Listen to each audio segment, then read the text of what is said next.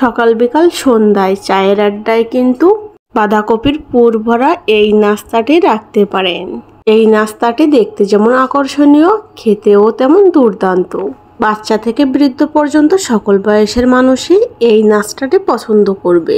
নাস্তাটি বানানোর জন্য প্রথমে ময়দার একটি খামি তৈরি করতে হবে। ময়দার খামিটি রেডি করার জন্য এখানে আমি 1 কাপ পরিমাণে ময়দা নিয়েছি। 1 কাপ ময়দার জন্য 1/4 কাপ তেল দিয়ে দিব। সামান্য পরিমাণে লবণ দিয়ে দিব।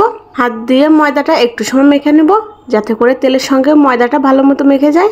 অল্প অল্প করে কুসুম গরম জল দিয়ে ময়দার খামিটা রেডি করে নিব। ময়দার খামিটা মেখে নেওয়া হয়ে গেলে উপর থেকে আরেকটু তেল দিয়ে খামিটা কাপের ভিতর রেখে দিব। এবার বাঁধাকপির পুরটা রেডি করে নিব। বাঁধাকপির পুরটা রেডি করার জন্য এখানে আমি ছোট সাইজের একটি বাঁধাকপি কুচি করে কেটে নিয়েছি। মিডিয়াম সাইজের 1 টুকরা চুই ঝাল নিয়েছি আর একটু চুই ঝালের শেকড়ও নিয়েছি। আজকে আমি বাঁধাকপির নিরামিষ পুর বানাবো, তবে আপনারা চাইলে পেঁয়াজ রসুন দিয়েও কিন্তু বাঁধাকপির পুরটা রেডি করতে পারেন। মিডিয়াম সাইজের 3টি আলু খোসা ছাড়িয়ে এরকম ছোট ছোট করে কেটে নিয়েছি। 10 থেকে 12টি কাঁচামরিচ ফালি করে নিয়েছি। বাঁধাকপি রান্না করে নেওয়ার জন্য চুলার উপর কড়াই বসিয়ে কড়াইয়ে পর্যাপ্ত পরিমাণে তেল দিয়ে দিব। কেটে ধুয়ে পরিষ্কার করে রাখা বাঁধাকপি ও চুই ঝাল দিয়ে দেব তেলের উপর। বাঁধাকপির উপরে কেটে রাখা আলুগুলো দিয়ে দিব। ফালি করে রাখা কাঁচামরিচগুলোও দিয়ে দিব। স্বাদমতো লবণ ও পরিমাণ মতো হলুদ গুঁড়া দিয়ে দিব। যতক্ষণ না পর্যন্ত বাঁধাকপিগুলো নরম হয়ে আসে ঠিক ততক্ষণ পর্যন্ত এভাবে উল্টে পাল্টে রান্না করে নেব। এতক্ষণে বাঁধাকপি ও আলুগুলো খানিকটা নরম হয়ে আসছে, আর এ পর্যায়ে আমি পর্যাপ্ত পরিমাণে জল দিয়ে দিব। যতক্ষণ না জলের ঝোল শুকাচ্ছে ঠিক ততক্ষণ পর্যন্ত রান্না করে নিব।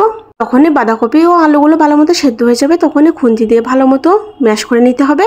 ওই ঝালটাও খুন্তি দিয়ে থেতো করে দিব। খেয়াল রাখতে হবে যাতে করে বাঁধাকপির ভিতরে একটু জলের ঝোল না থাকে।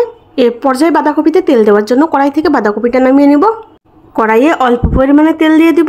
বাঁধাকপির পুর তৈরি হবে, সেজন্য বেশি তেল দেওয়া যাবে না। তেলটা গরম হয়ে আসলে একটি তেজপাতা, একটি শুকনা মরিচ, গোটা জিরা ও গোটা ধনিয়া ফোড়ন দিয়ে দিব। যখন ফোড়ন চলে আসবে তখন আগে থেকে ঢেলে রাখা বাঁধাকপিটা তেলের উপর দিয়ে দিব। খুন্তি দিয়ে একটু নেড়ে ছেড়ে দিব। এবার বাঁধাকপির ভিতরে 1 চা চামচ গরম মশলা ও জিরা বাটা দিয়ে দিব। মশলাটি বাঁধাকপির সঙ্গে মিশিয়ে নিব আর নামিয়ে নিব। ব্যাস তৈরি হয়ে গেল বাঁধাকপির পুর। আগে থেকে যে ময়দার খামিটা রেডি করে রেখেছিলাম, এখন সে ময়দার খামিটা একটি রুটি বেলুনের উপর নিয়ে নিব আর লম্বা একটি রোল তৈরি করে নিব। একটি ছুরির সাহায্যে ছোট ছোট লেচি কেটে নিব। একটি লেচি পিঁড়ির উপর রেখে বাকি সবগুলো লেচি পিঁড়ির উপর থেকে সরিয়ে নিব। লেচির উপর হাত রেখে এরকম একটু চ্যাপটা করে নিব। এবার বেলুনের সাহায্যে ইচ্ছামতো একটি মানচিত্র তৈরি করে নিব। মানে রুটিটা 4 সুন্দরী বানানোর প্রয়োজন নাই। একটি ছুরির সাহায্যে 4 কোণা শেপ দিয়ে রুটিটা কেটে নিব। রুটিটার এক সাইডে বাঁধাকপির পুরটা এরকম লম্বা করে বসিয়ে দিব।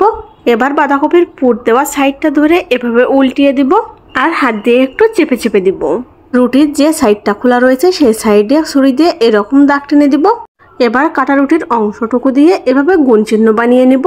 বন্ধুরা, এখানে কিন্তু বলে বোঝানোর কিছু নাই, দেখেই বুঝে নিতে হবে কিভাবে আমি ডিজাইনটা তৈরি করছি। ডিজাইনটা বানানো কিন্তু একেবারে সহজ, বাড়িতে আপনারা একটু চেষ্টা করে দেখলেই পারবেন। ডিজাইনটা যাতে খুলে না আসে আর ভিতরের পুরটাও যাতে বেরিয়ে না আসে, সেজন্য একটি কাঁটা চামচের সাহায্যে নাস্তাটির 4 সাইডে এভাবে একটু চেপে চেপে দিব। এতে করে দারুণ একটি ডিজাইনও তৈরি হবে আর নাস্তাটি তেলে দেওয়ার পর ভিতরের পুরটাও বেরিয়ে আসবে না। ব্যাস তৈরি হয়ে গেল নাস্তাটি। দেখুন বন্ধুরা, নাস্তাটি দেখতে কতটা আকর্ষণীয় লাগছে। তো একইভাবে আমি বাকি সবগুলো নাস্তা তৈরি করে নিয়েছি। এবার নাস্তাটা তেলে ভেজে নেওয়ার পালা। চুলার উপর কড়াই বসিয়ে কড়াইয়ে পর্যাপ্ত পরিমাণে তেল দিয়ে তেলটা জাস্ট হালকা একটু গরম করে নিয়েছি। তারপরে পুর ভরা বাঁধাকপির নাস্তাগুলো তেলের ভিতর দিয়ে দিলাম।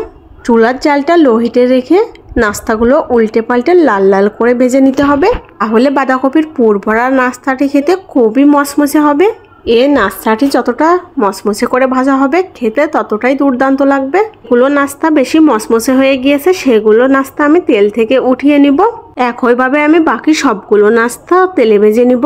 বন্ধুরা, একবার হলেও বাড়িতে এই নাস্তাটি তৈরি করবেন, আশা করছি সবার কাছে খুবই ভালো লাগবে।